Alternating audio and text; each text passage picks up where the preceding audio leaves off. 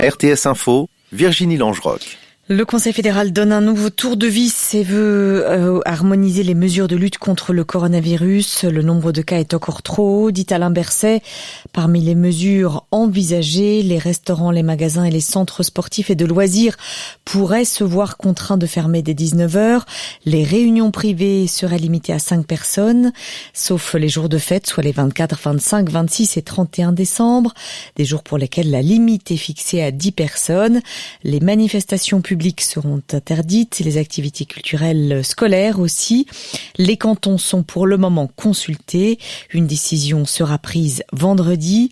Si ces mesures sont acceptées, elles entreraient en vigueur dès samedi pour rester en place jusqu'au 20 janvier. Le PS, le PDC et les Verts saluent la reprise en main du Conseil fédéral mais demandent bien plus d'aide. L'UDC, elle, refuse toute mesure supplémentaire et rejette la fermeture éventuelle généralisée des restaurants dans le pays et des restrictions aussi d'ouverture des commerces. Le PLR, lui, estime que c'est aux cantons d'assumer leurs responsabilités et qu'on doit leur laisser le temps d'évaluer l'efficacité de ces mesures. Aux États-Unis, la Cour suprême a rejeté aujourd'hui un recours déposé par des alliés républicains de Donald Trump en Pennsylvanie. Des républicains qui réclamaient l'annulation de 2,5 millions de suffrages dans l'État de Pennsylvanie lors de l'élection présidentielle du 3 novembre. Ces républicains ont donc été déboutés par la Cour. En Pennsylvanie, le démocrate Joe Biden est crédité de 306 grands électeurs contre 232 pour le président républicain sortant. Football ce soir avec un match de Ligue des Champions. Le Paris Saint-Germain jouait contre le Başakşehir Istanbul. Et puis après un quart d'heure de jeu, le match a été interrompu.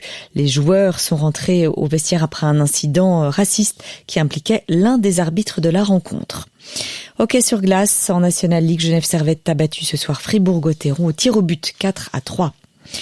Yoko Ono, la veuve de John Lennon, lui a rendu hommage aujourd'hui.